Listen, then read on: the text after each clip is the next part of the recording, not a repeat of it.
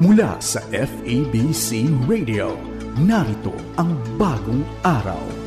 Tunghayan ang mga pangyayari sa loob at labas ng bansa, pagkat bawat bagong araw ay isang bagong simula. Bagong araw, bagong balita. Narito ang iyong tagapagbalita. Magandang araw, ngayon po ay Abril 6, 2023, araw po ng Huwebes Santo. Para po sa natatanging edisyon ng Bagong Araw, ito si Heidi Bernardo Sampang mula sa inyong FEBC Radio TV. Habang atin pong ginugunita ang dakilang sakripisyo ni Jesus ngayong Kwaresma, pahinga po muna tayo sa ating mga balita. Bagkus sentro po tayo sa magandang balita ng Biblia, ang pagliligtas ni Jesus sa sanlibutan. Sa loob po ng kalahating oras, samahan niyo po kami para sa isang natatanging istorya. Ito ang kwento ng pagbabago ni Pastor Herbie Castillo ng New Life Tondo. Ngunit bago po natin balikan ang kanyang makulay na nakaraan, narito po munang isang talata mula sa Magandang Balita, Biblia. Mula po ito sa mga Hebreo, Kabanatang 12, Talatang 2. Ituon natin ang ating paningin kay Jesus, sa Kanya nakasalalay ang ating pananampalataya mula simula hanggang katapusan. Dahil sa kagalakang naghihintay sa Kanya, hindi niya inalintana ang kahihiyan ng pagkamatay sa krus at siya ngayon nakaupo sa kanan ng trono ng Diyos. Dalangin ko nga po na ang kabuuan ng ating specials ng programa natin ngayon ay maging pagpapala sa bawat isa, na wala po tayong ibang masasandigan kundi si Jesus. Gaya po ng nabanggit ko kanina, isang kwentong buhay ang tampok ngayon dito sa Bagong Araw. Kasama natin ngayon si Pastor Herbie Castillo, ang Senior Pastor ng New Life Tondo. Siya rin po ang Ministerial Head ng Manila Pastors o Tondo Pastors Manila Network. Para ibahagi ang naging pagbabago ni Jesus sa kanyang buhay, pakinggan po natin ang kwentong buhay ni Pastor Herbie Castillo. Magandang araw po, Pastor Herbie. Magandang araw po sa inyong pong lahat ng mga nakikinig ng tinig na ito, kung saan mang panahon, saan mang lokasyon. Magandang araw po sa inyong lahat. Ma'am Heidi, magandang araw sa iyo.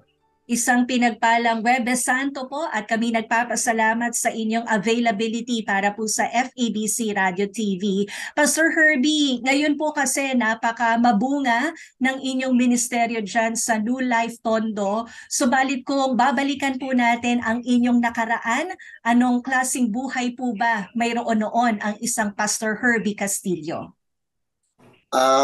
Alam niyo po, minsan ginagamit nila yung termino, gaya ng nabanggit nga kanina, makulay na buhay. Pero ako, pag kinukwento ko at inaalalang pilit, matatawag kong madilim actually na buhay. Walang kulay sa totoo lang. Dahil may isang bagay kang ikakahiya, yung nakaraan mo eh. Pero ganun pa man, kailan ba kumikinang ang ginto? Di ba sa madilim na background? Kailan ba mas nagiging maliwanag ang isang bagay o ang kandila sa madilim? Kaya siguro, not I'm going to tell it na very proud, pero for the glory of God, kung kailangan mong alalahanin yung mga dati na pilit mong kalimutan, gagawin natin. Ito naman yung purpose para sa kapurihan niya, yung aking dating buhay, na sariwain uli. Kasi minsan, alam mo, hindi habang pag inaalala mo yung mga dati, sa sarili mo, natatakot ka na bakit ka naging gano'n, na kung talagang hindi lang dahil sa Panginoon, ay nako, hindi mo talaga makikita yung kung sino ka ngayon. Nakaka-suspense naman, Pastor Herbie, ang inyong madilim na nakaraan. Pero ngayon pa lang po, nagpapasalamat na kami dito sa FEBC Radio TV sa inyo pong pagbibigay tiwala. Kaya magbubukas po kayo ng inyong puso sa mga kaagapay po natin na nakikinig at nanonood ngayon. And for sure, yun nga, maha-highlight po talaga yung power ng Panginoon kung bakit na-transform po kayo mula sa madilim na nakaraan po ninyo. Tama po. Kaya po sa mga makikinig ngayon, sumubaybay po kayong maigi. Kasi po, hindi naman sa lahat ng panahon, lagi tayo may pagkakataon na may mga taong magbubukas ng puso, magbabalik sa nakaraan, para sa kapurihan ng Panginoon. Kaya I think if you are listening right now, this is not an accident, but bahagi ito ng purpose ni Lord para marinig natin kung paano niyang binabago ang tao at babaguhin ang mga taong iniisip natin na para bang walang pag-asa. Amen. So, ano-ano po ba yung mga madidilim na kabanata sa buhay po ninyo, Pastor Herbie? Alam niyo po, pag lumaki ka sa Tondo, nakita mo na halos yung literal na impyerno. Dahil una, pag ang tatay mo lasinggero, ang tatay mo kumando, ang tatay mo nagwawala sa kalsada, naghahanap ng away, maglalabas ng jungle bolo, uuwi, maggugulpihin ka, you know. Tapos lumaki ka sa environment na magulo, lahat kailangan mong ipaglaban para makuha mong sayo. So, grade 6, tanda ko po, grade 6, nung saksakin ko sa ulo ng ballpen yung kaklase ko. Dahil lang sa papel na kinuha sa akin. Kumbaga alam mo kagad na may violence dun sa heart mo because of all the environment, upbringing, lifestyle, experience, role model na nakita ko. And since then, siguro 11 beses pinatawag yung magulang ko sa eskwelahan. Isa ako sa naghagis ng malaking pillbox doon sa Nolasco High School. Isa ako sa iniyakan ng marami kong mga teacher sa high school nung mga panahon na yon. Pag magugutom ka, alam mo yun, maghahanap ka ng yung nagtitinda ng pizza pie, itatakbo mo yung kahon ng pizza. Kapag gusto mo ng pera, mag-hold up ka. Hanggang sa nagsimula po akong, siguro grade 6, umiinom na ako ng alak. Nagsimula akong magpatato, ng isang napakalaking tato ng bungo sa aking hita. Bago ako mag-high school, tinatuan na ako noon, bago mag-first year high school. At ang nilagay nung nagtatato sa akin, SSC, akala ko nga, San Sebastian College, yung pala, sige-sige komando palang ibig sabihin nun. Dahil tinato sa akin. Nagpatato din ako sa daliri. Hanggang ngayon, nakikita ko pa yung salitang Herbie. Why? Kasi alam ko, pag nahuli ako ng mga taong nakalaban ko, may mga panahon na talaga pong halos hindi ka makikilala. Sa mukha mo, iniisip ko nung tatlo ang pupuntahan ko, Ma'am Heidi. Hospital, kulungan o sementeryo. Matik na yun. Alam ko yung sarili ko. Sa dami ng ginawang ko ng masama. Sa dami po ng mga nasaktan ko.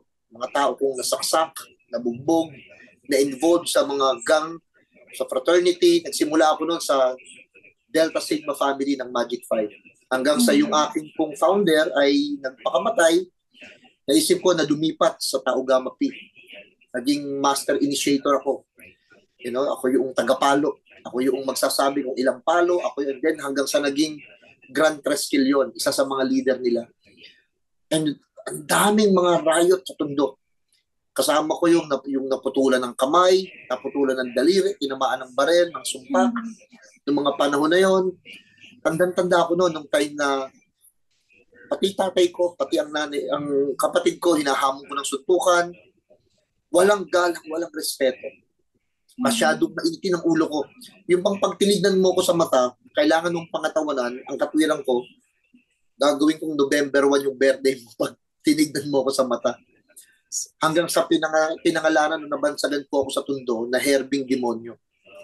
Actual lang, minsan hanggang ngayon, pastor na ako, paysan, pagka yung mga kababata mo, nakita ka, demonyo, demonyo. Tapos sasabihin na iba, ako, pastor na yan. Magugulat, ha? May demonyo bang naging pastor? Yes po.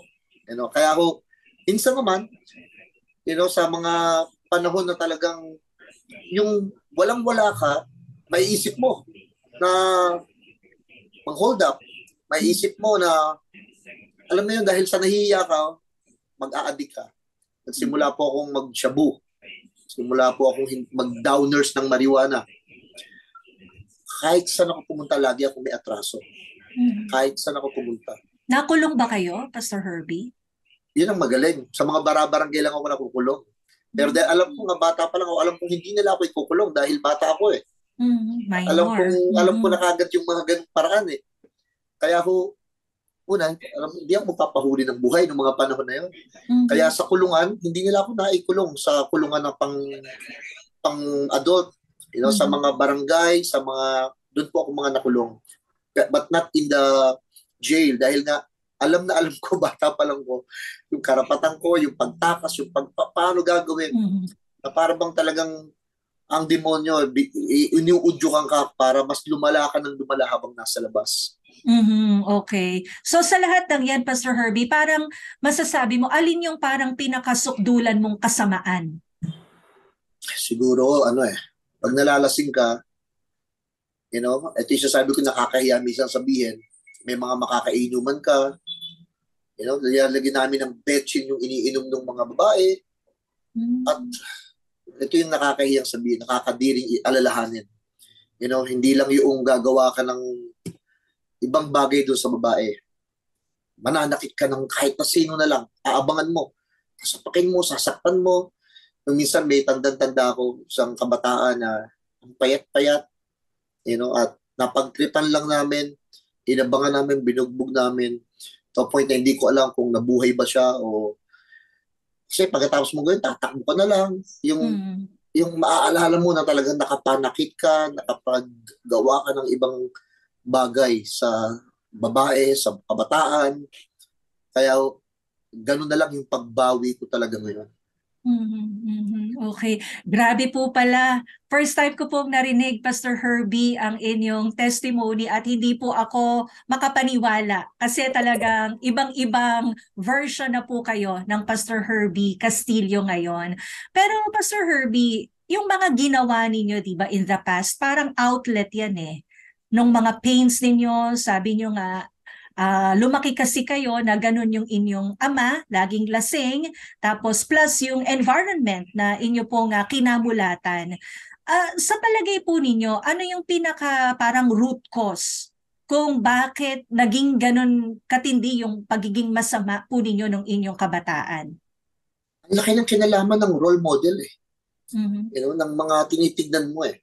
Tapos, hindi lang actually yung role model ng magulang mo sarili mong magulang, pero pati yung mga nakapaligid sa iyong lugar, makikita mo paano nila nakukuha ng mabilis yung gusto nila, paano sila, hindi ko pa kasi ma-identify ano yung takot, ano yung respeto, tinatatakutan sila, pag mag-iigib, tatadyakan lang yung timba mo, sisingit sila, kapag may kukuning isang bagay, nakukuha nila, tapos parang nung bataan ka, nakikita mo parang ang saya eh, nag-iinuman sa labas, kung may mga kursunadahan, gagawin yung gusto. Siguro ang nag-ano sa akin bilang lalaki, yung man thing na tinatawag, the adventure inside of me.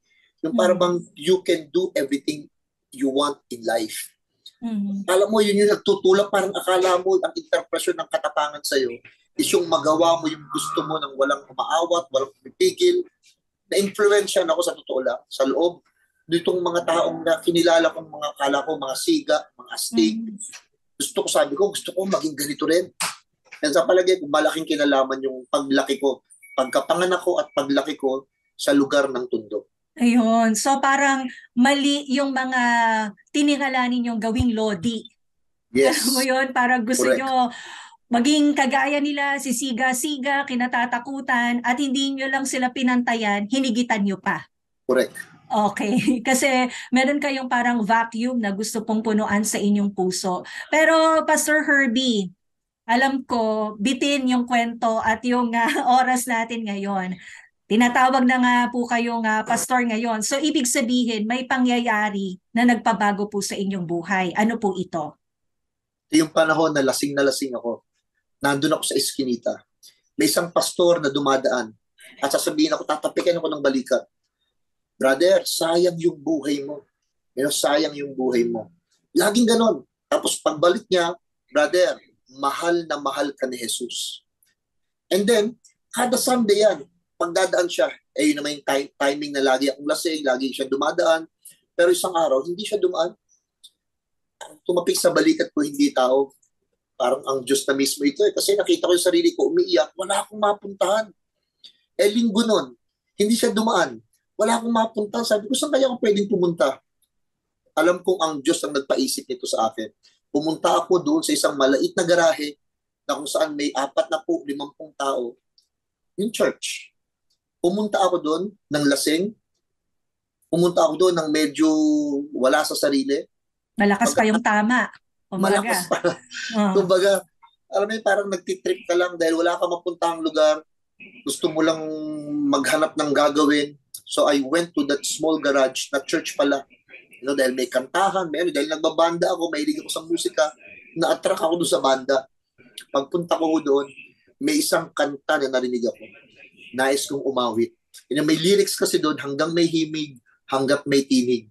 Aawitan ka, pupurihan ka. Biglang naisip ko, baka mamamatay na ako, kailan ko masasabi yung tinig na yon, yung himig na yon, kailan ko maipapadama sa Diyos na pwede ko din siyang mahalin. Kaya lang sumasabog yung puso't isip ko, alam kong, paano niya akong tatanggapin ang dami kong kalukuhan na pinaggagawa.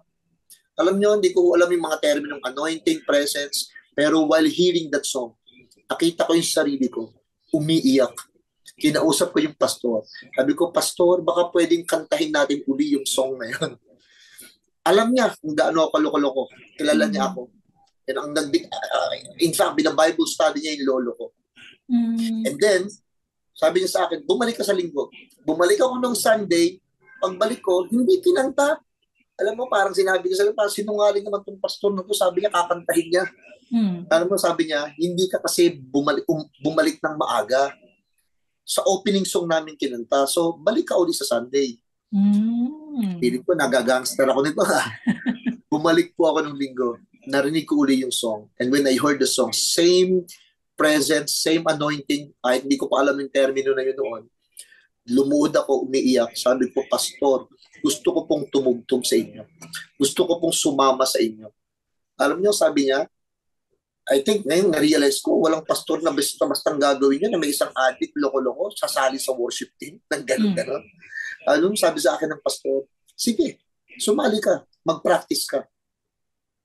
Hindi ko mag-gets. Paano kung tatanggapin ng ganito? Nasali ako gan-gan lang. Yung pala, he is taking a very big step na. Nakikinig na rin pala siya sa Espiritu Santo nung time na yun.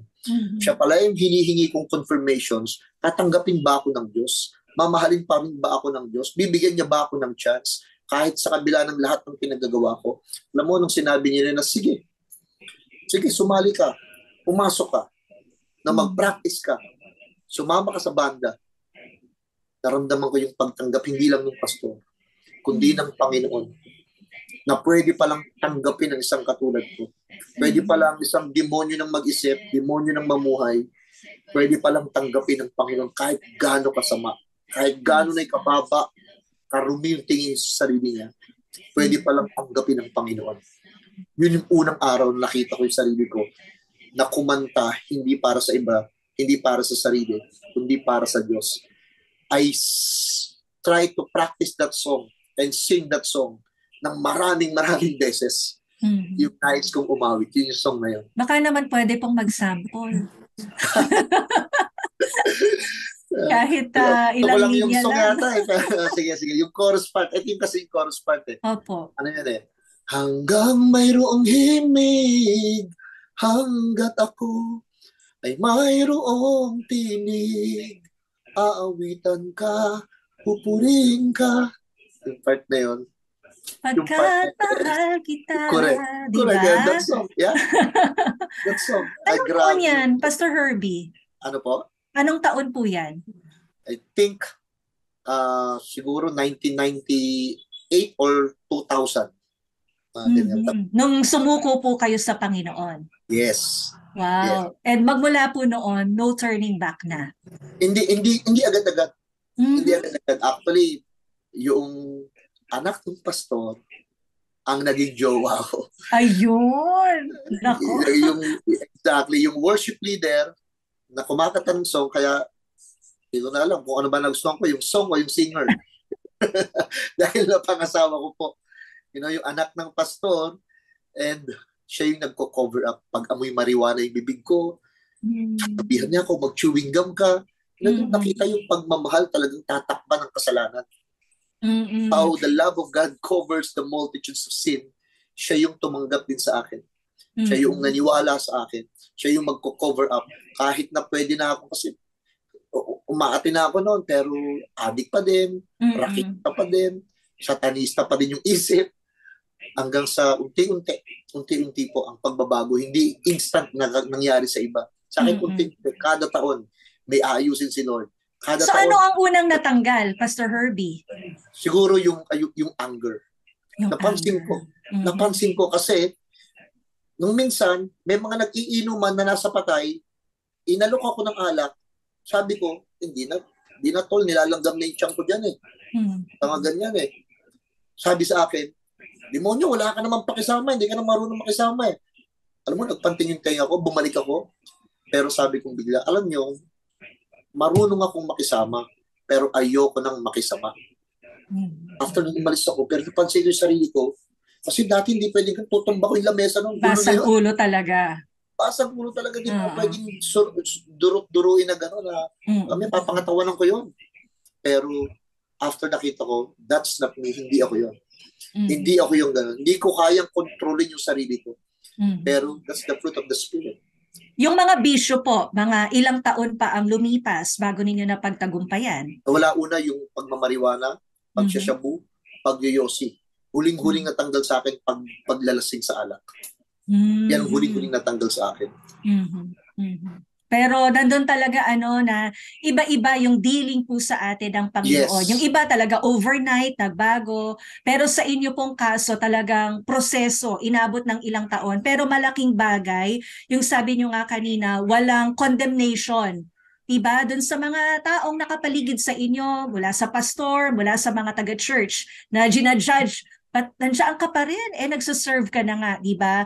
Nandoon yung naging panatag at yung pagtanggap naramdaman ninyo, kaya nagpatuloy kayo, kaya yung naging daan po para maging lubusan po yung inyong pagbabago. Yes. I think yun po naging pinakasusi sa akin.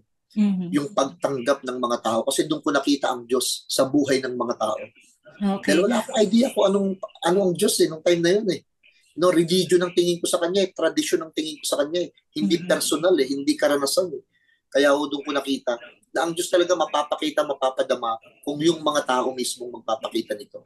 Okay. Tama po kayong pagtanggap ng buong buo sa akin. Pastor Herbie, kulang yung oras natin today, pero bukas magbabalik po tayo para sa ikalawang bahagi po ng inyong kwentong buhay. And of course, magbabahagi din tayo sa ating mga taga-subaybay ng mga natutunan po ninyo kung paanong talagang ipinakita ng Lord na kapag siya ang sandigan ng ating buhay, mapagtatagumpayan natin yung ating mga kahinaan, gaano pa man kadilim ang ating pong nakaraan. Pero ngayon, Pastor Herbie, gusto ko po kayong i-request na pangunahan po yung ating mga taga-subaybay para po dun sa pananalangin. Gaya po ng ginawa ninyong desisyon, higit 2 dekada na ang nakakalipas nung isinuko po ninyo ang inyong buhay sa Panginoon at doon po nagsimulang magkakulay na ang inyong buhay. So Pastor Herbie, ipag-pray po natin, pangunahan po natin para sa prayer of acceptance ng ating pong mga taga-subaybay. Sige po, manalangin po tayo. Panginoon, napakabuti po ninyo. Salamat po. Mga panahon na may mga tao na nakikinig ngayon, na nag-iisip na para bang walang nakakaunawa, walang nakakaalala, o walang nagmamahal sa Kanya. Kung paano mong pinadama sa akin yun ng mga unang panahon na yun. Lords, sa mga nakikinig po ngayon, maramdaman niya, Lord, ang pagtanggap mo. Maramdaman nila ang pagpapatawad mo, ang pagyakap mo sa aming mga karumihan.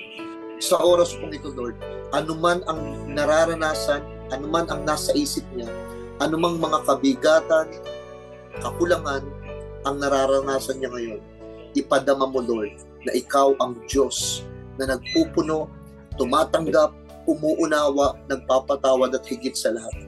Ikaw ang Diyos na magmamahal ng walang kapalit o kondisyon man. Maraming salamat, Lord, sa pagkilos na ginagawa mo sa nakikinig. Alam kong may ginawa ka ng himala at pagbabago sa mga oras kong ito. In Jesus' name, Amen. Amen and amen. Maraming salamat po, Pastor Herbie Castillo, at bukas po alam natin na may panibagong pangungusap ang Panginoon sa ikalawang bahagi po ng ating espesyal na panayam na ito. So mga kaagapay, totoo pong walang imposible sa ating Diyos. Gaano man po katindi ang ating nakaraan, may panibagong bukas ang sa atin ay nakalaan. So bilang tugon po sa patotoo na ating napakinggan ngayon, tanggapin mo naman ang alok niyang kaligtasan. ang kaligtasan pong iniaalok ni Jesus para sa bawat isa at lakaran natin ang kanyang mga panuntunan. Piliin po natin si Jesus bilang sandigan ng ating lahat-lahat, gaya po ng nakasaad sa 2 Samuel 22 talatang 3. Ang Diyos ang bato na aking kanlungan, aking kalasag at tanging kaligtasan. Siya ang aking pananggalang, sa mga marahas ay siya kong tanggulan. Sa pangalan po ng buong pangkat ng FEBC Network News, ako po ang inyong nakasama, Heidi Bernardo Sampang. Nagpapaalala, ang bawat bagong araw ay kaloob ng Diyos. Gamitin natin ito upang parangalan siyang lubos. Sumainyo ang ulat hatid ng FEBC Radio. May pag-asa sa likod ng bawat balita sa bawat bagong araw.